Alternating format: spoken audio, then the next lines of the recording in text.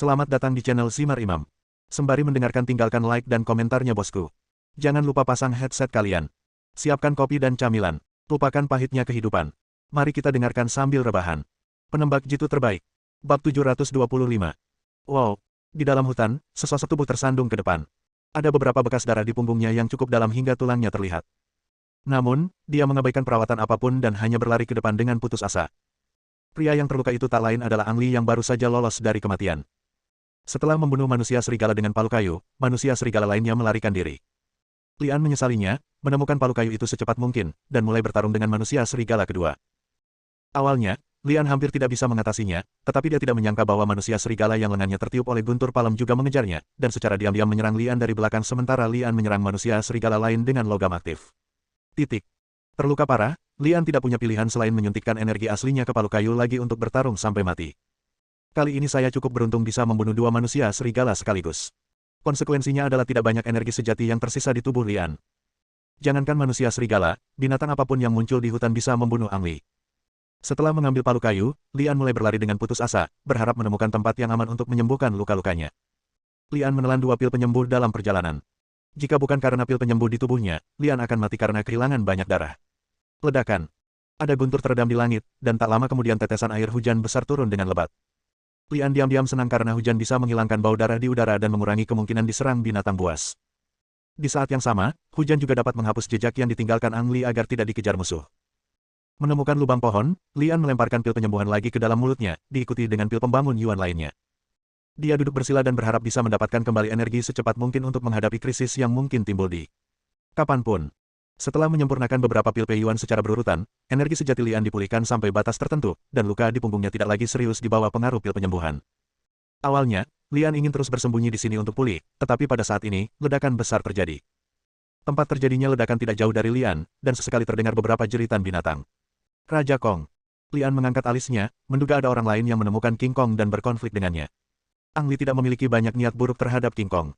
Bisa dibilang, Ang Li juga pernah diasuh oleh King Kong. Kembali ke lembah 10.000 ular, King Kong tidak membunuh Lian, melainkan meninggalkan daging hewan untuk Lian untuk mengisi kembali esensi dan darahnya. Setelah ragu-ragu, Lian memutuskan untuk pergi ke sana dan melihatnya. Selama tidak terlalu dekat, seharusnya tidak ada masalah. Selain itu, orang lain harus diberitahu tentang kemunculan klan penyihir di sini, jangan sampai semua orang jatuh ke dalam perangkap klan penyihir. Dibandingkan King Kong, Lian berharap masyarakat Wuzong dan jiwa naga bisa menyingkirkan klan Wu terlebih dahulu. Jika tidak, semua orang mungkin mati di pulau tak dikenal ini. 10 menit kemudian, Lian menemukan kedua belah pihak sedang berkelahi. Adegan tersebut dapat digambarkan sebagai situasi kalah-kalah. Wuzong dan Dragon Soul telah mempersiapkan diri dengan baik, tetapi karena medannya, mereka tidak dapat membawa senjata berkekuatan tinggi, yang mengakibatkan kerugian besar. King Kong tidak mendapatkan keuntungan apapun, tubuhnya berlumuran darah, dan dia memelototi semua orang. Melihat situasi di depannya, Lian tersenyum pahit. King Kong sangat marah, dan dia tidak akan pernah membiarkan semua orang pergi dengan mudah. Pada saat yang sama, Wuzong dan Long Hun menderita banyak korban, dan mereka tidak mau menyerah. Mereka mengertakkan gigi dan bersiap untuk pertempuran terakhir. Selama masih ada konflik antara King Kong, Wuzong, dan manusia jiwa naga, tidak peduli siapa menang atau kalah, klan Wu akan mendapat keuntungan besar di sini. Bahkan sekarang, kecuali manusia dan binatang bergabung, mereka bukanlah tandingan klan penyihir. Lian dapat menemukan cara untuk meyakinkan orang-orang Wuzong dan jiwa naga dan memberitahu mereka bahwa klan Wu bersembunyi di kegelapan dan mengintip, tetapi sangat mustahil untuk membujuk raksasa untuk menghentikan perang. Sepertinya saya hanya bisa menemukan cara untuk mundur dulu. Lian bergumam dalam hatinya bahwa dia tidak ingin mati di tangan King Kong atau klan penyihir, dan sekarang adalah waktu terbaik untuk pergi. King Kong memukuli dadanya dan mengeluarkan suara gemuruh. Otot-ototnya menegang dan dia hendak menyerang manusia. Wuzong dan Dragon Soul juga siap untuk pertarungan terakhir dan melakukan pertarungan terakhir dengan King Kong. Pada saat ini, ekspresi King Kong tiba-tiba berubah dan dia menoleh ke kiri. Sesosok tubuh besar tiba-tiba muncul dan bertabrakan dengan King Kong. Tyrannosaurus Rex. Sekilas Lian mengenalinya sebagai Tyrannosaurus Rex yang pernah dia temui sebelumnya. Tyrannosaurus Rex ini pasti punya masalah dengan King Kong. Ia bersembunyi di kegelapan untuk menyaksikan pertempuran, lalu tiba-tiba menyerang setelah melihat King Kong terluka. King Kong bereaksi cepat dan meraih mulut besar Tyrannosaurus Rex dengan kedua tangannya. Jika dia tidak terluka, King Kong tidak akan takut sama sekali dengan Tyrannosaurus Rex ini, tetapi dia sangat enggan saat ini. Lengannya sedikit gemetar. Terlihat jelas bahwa kekuatan Tyrannosaurus Rex berada pada puncaknya. Di sisi lain, lelaki tua dari Wuzong dan lelaki parubaya dari jiwa naga diam-diam bahagia. Meskipun Anda tidak dapat menangkap King Kong hidup-hidup, Anda masih dapat menggunakan kesempatan ini untuk membunuhnya. Hanya saja kedua komandan tersebut tidak langsung mengeluarkan perintah tersebut karena ada kekhawatiran di hati. Itu Tyrannosaurus Rex. Wuzong dan Dragon Soul sekarang hanya memiliki daya tembak yang cukup untuk membunuh seekor binatang raksasa. Jika mereka membunuh King Kong, apa yang akan terjadi pada Tyrannosaurus Rex? Jadi, mereka menunggu salah satu binatang raksasa itu membunuh yang lain, lalu mereka mengambil tindakan untuk membunuhnya. Lian. Su Xiaomei, yang mengikuti pria parubaya jiwa naga, tiba-tiba berteriak kaget. Pria parubaya itu mendengar suara itu dan menoleh ke arah Lian, dengan penuh keterkejutan. Ling Ye juga ada di sini. Dia juga terkejut saat melihat Lian. Dia memaksakan senyum dan berkata, aku tidak menyangka kamu masih hidup. Lian menunjukkan senyuman masam, menoleh untuk melihat dua binatang raksasa yang sedang berperang, dan berkata, sebaiknya kita mengambil kesempatan ini untuk mengungsi. Evakuasi. Orang yang berbicara adalah lelaki tua dari Wuzong. Dia menatap Lian dan berkata dengan nada menghina. Tahukah Anda berapa banyak orang yang kami korbankan untuk kesempatan mengungsi ini? Apakah menurut Anda kami akan menyerah pada King Kong sekarang? Petik 2. Pria parubaya itu tidak berbicara, tetapi dia sepenuhnya setuju dengan apa yang dikatakan lelaki tua Wuzong. Dari semua orang, hanya Su Xiaomei yang paling memahami Lian dan tahu bahwa dia pasti tidak takut pada binatang raksasa di depannya. Jadi dia berbicara, Lian, beritahu semua orang alasanmu, dan kemudian kami akan memutuskan apakah akan mundur. Petik 2. Klan penyihir telah mengejar mereka ke pulau ini, dan mereka membunuh semua awak kapal di sisi armada. Jika kita terus tinggal di sini untuk mengejar gagasan King Kong, pada akhirnya kita hanya akan menguntungkan klan Wu. Lian berkata dengan suara yang dalam. Klan penyihir. Pria parubaya dan pria tua dari Wuzong mengerutkan kening pada saat bersamaan. Su Xiaomei kembali menatap pria parubaya itu, dan kemudian bertanya pada Lian, apakah Anda punya bukti? Akulah buktinya. Aku melihatnya dengan mataku sendiri. Lagi pula, lihat saja. Lian berbalik dan memperlihatkan punggungnya. Masih ada bekas luka panjang di sana, yang dilukai oleh manusia serigala. Bab 726. Melihat luka di punggung Lian, lelaki parubaya dan lelaki tua Wuzong tidak lagi memiliki keraguan di hati mereka.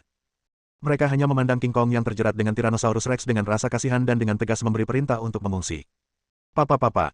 Tidak lama setelah tim berkumpul dan dievakuasi, terdengar suara tembakan, dan manusia serigala tiba-tiba muncul dan menghalangi jalan semua orang. Pria parubaya dari Dragon Soul terbang ke depan dan membunuh manusia serigala yang tiba-tiba muncul dengan satu telapak tangan, menatap dingin ke kegelapan di depan. Sekarang kamu di sini, berhenti bersembunyi dan keluar. Cek.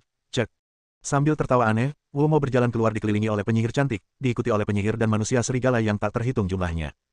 Dilihat dari jumlahnya saja, manusia serigala sudah memiliki keunggulan absolut.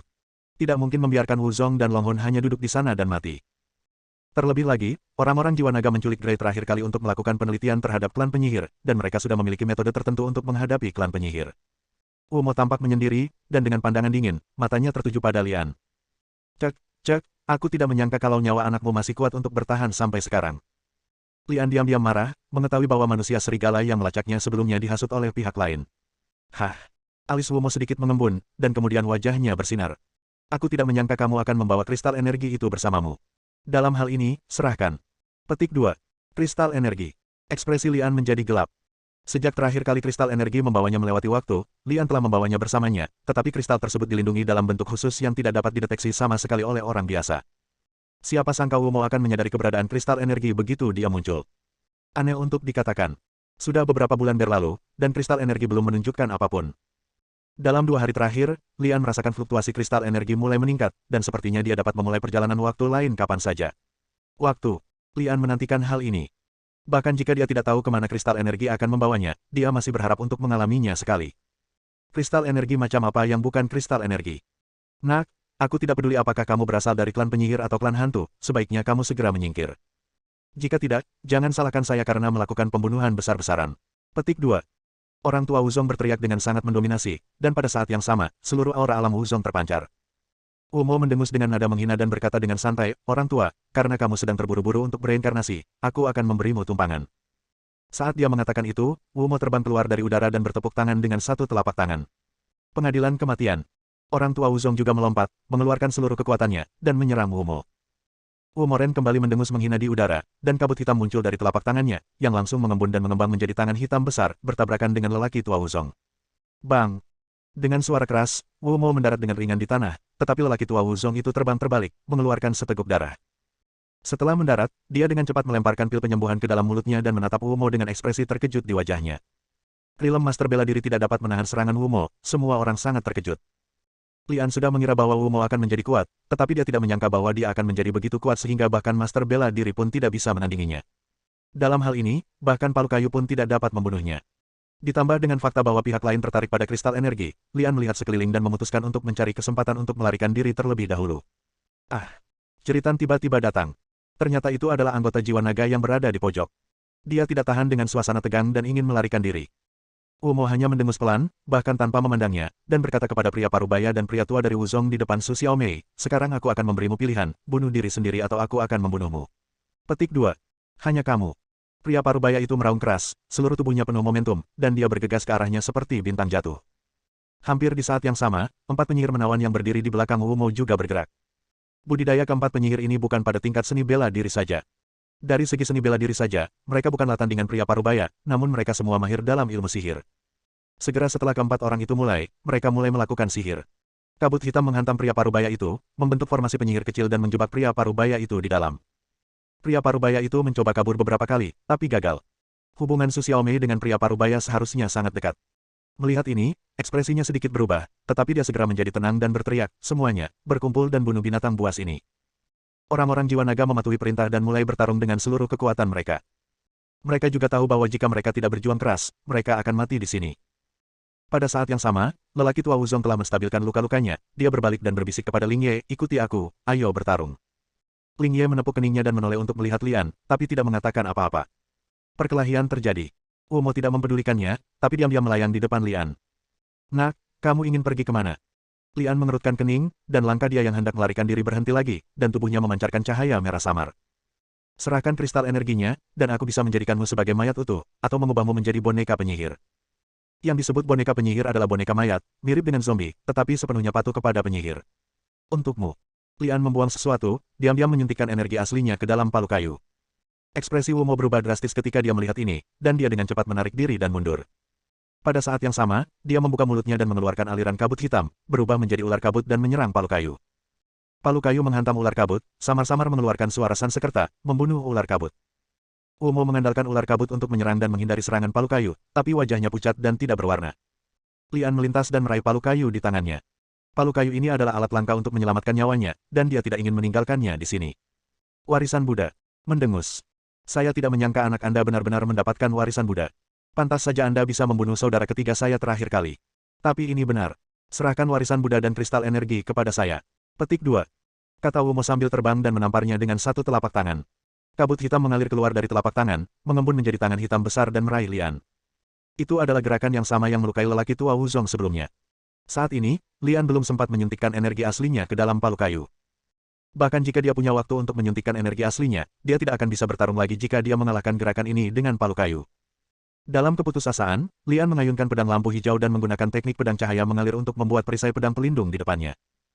Saya pikir gerakan Wumo bahkan dapat melukai master seni bela diri, tetapi Lian, yang hanya memiliki budidaya seni bela diri tingkat ketiga, bukanlah tandingannya.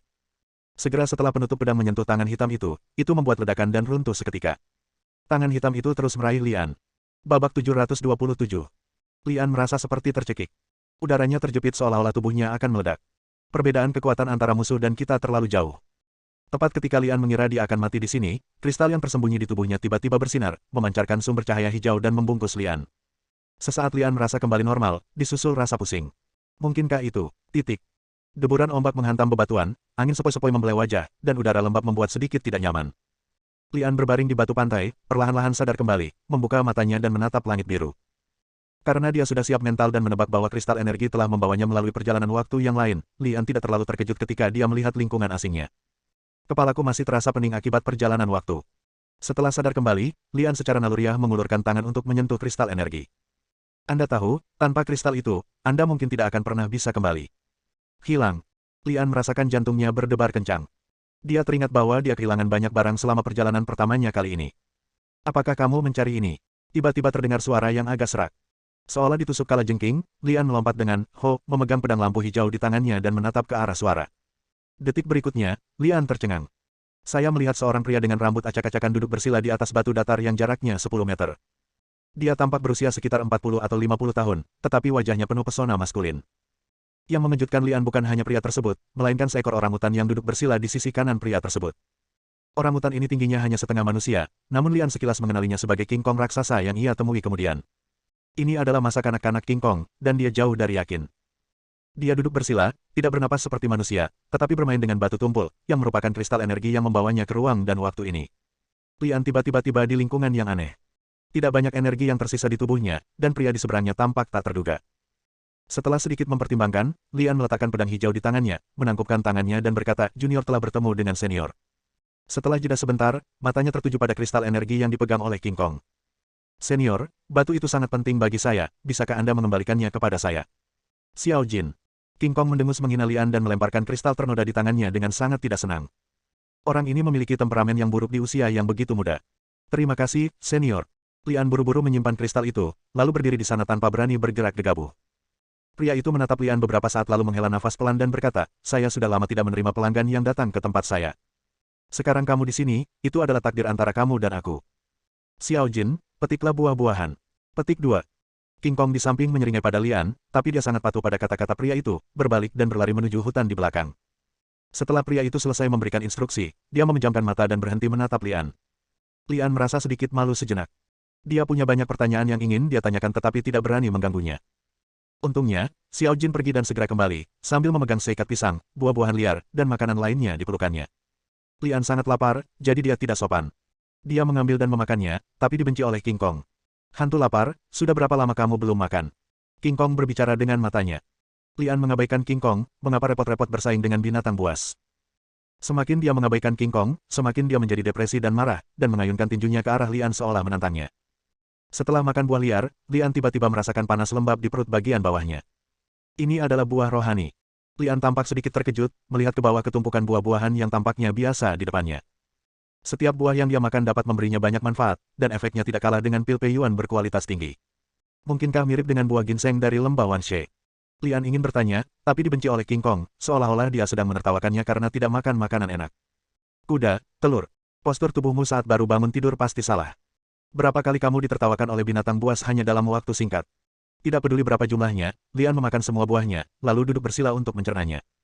Efek dari buah spiritual ini sangat jelas, dan segera energi sejati dalam tubuh Lian pulih sampai batas tertentu. Jika Anda terus melakukannya, Anda akan dapat pulih sepenuhnya dalam waktu singkat, dan Anda akan menjadi jauh lebih baik. Akhirnya sampai di sini. Pria berambut yang belum pernah berbicara itu tiba-tiba berkata. Lian membuka matanya dan melihat ke laut, hanya untuk melihat beberapa bintik hitam kecil muncul di garis pantai, bergerak ke arah ini. Pantas saja pria itu tak berniat pergi. Ternyata dia sedang menunggu seseorang di sini. Dong-dong. King Kong di samping mengayunkan tinjunya dan memukul dadanya, terlihat sangat bersemangat dan terlihat seperti hendak bertarung. Xiao Jin, kamu belum menjadi lawan mereka, bawa adik kecil ini ke hutan sebentar, perintah pria itu. King Kong tertegun sejenak, dan pada saat yang sama dia memutar matanya ke arah Lian, seolah-olah kamulah yang menyeretku ke bawah. Lian terdiam beberapa saat. Meski dikatakan tidak akan pernah berani memprovokasi King Kong di generasi mendatang, King Kong saat ini masih anak-anak, dan tidak menjadi masalah untuk mengalahkan lawan dengan percaya diri. Titik hitam di kejauhan bergerak sangat cepat, memberi Lian tekanan kuat sebelum titik itu datang. Lebih baik bersembunyi sebentar. Lian tidak lagi ragu-ragu, mengikuti King Kong ke hutan di belakang, dan mengawasi secara diam-diam.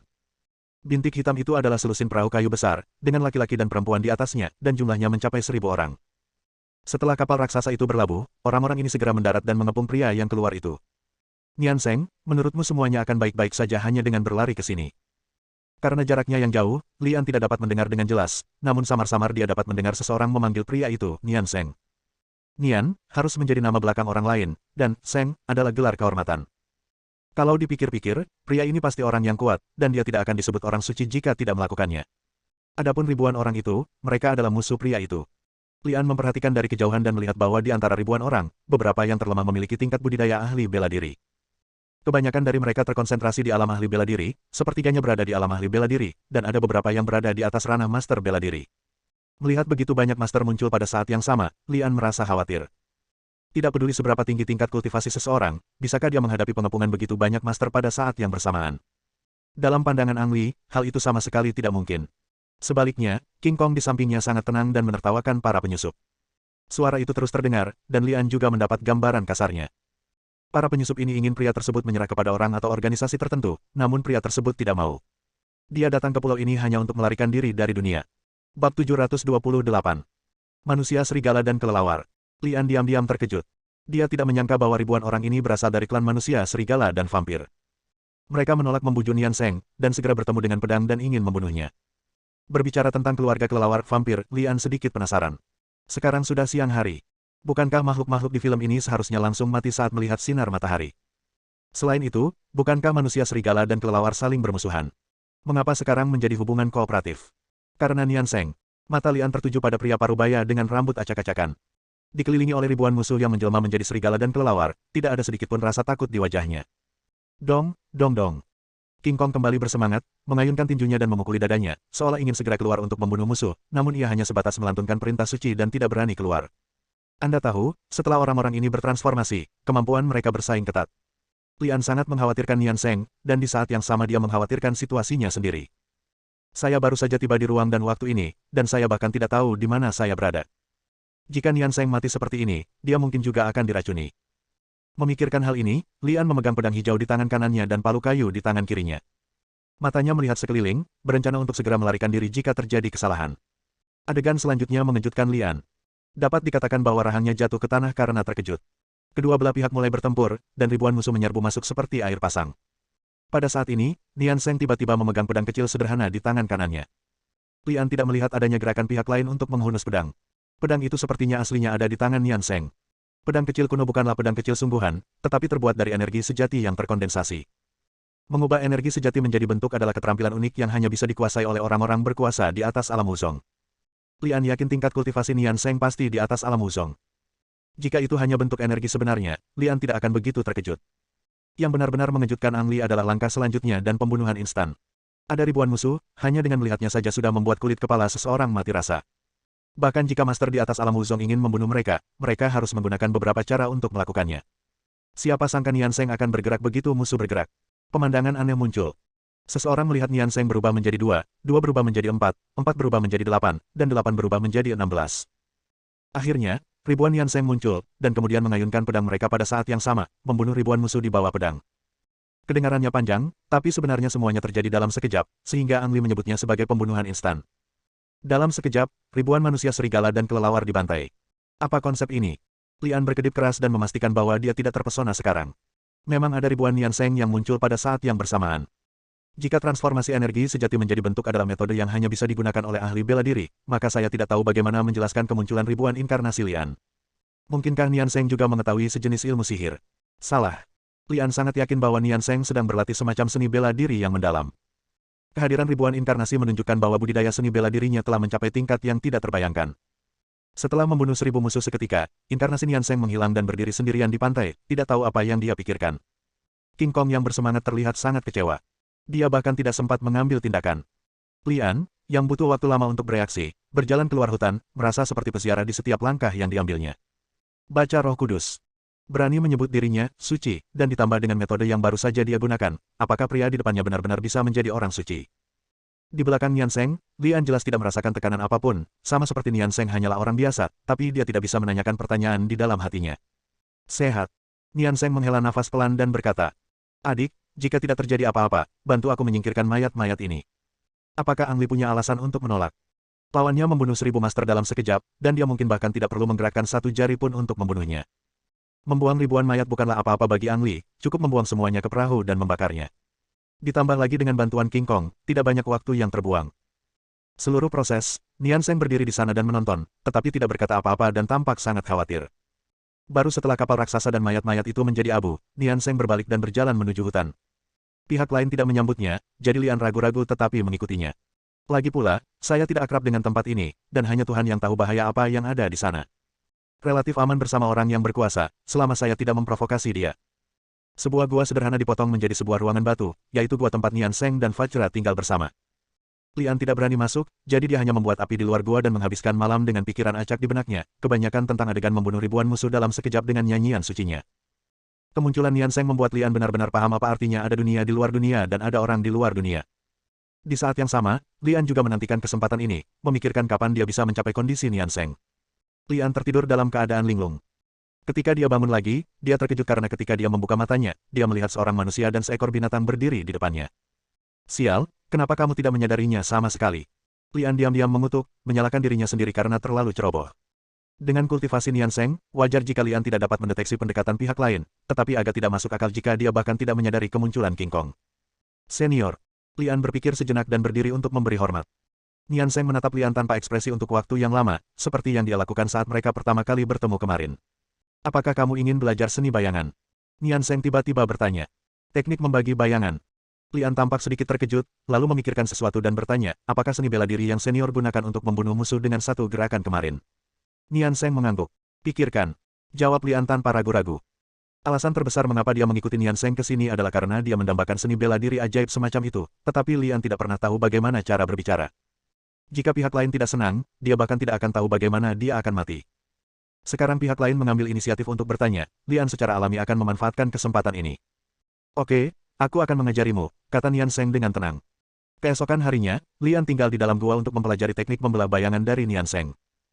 Saat dia lapar, Fajra akan mengambil makanan dan membawakannya, dan sesekali dia akan bersaing dengan Fajra.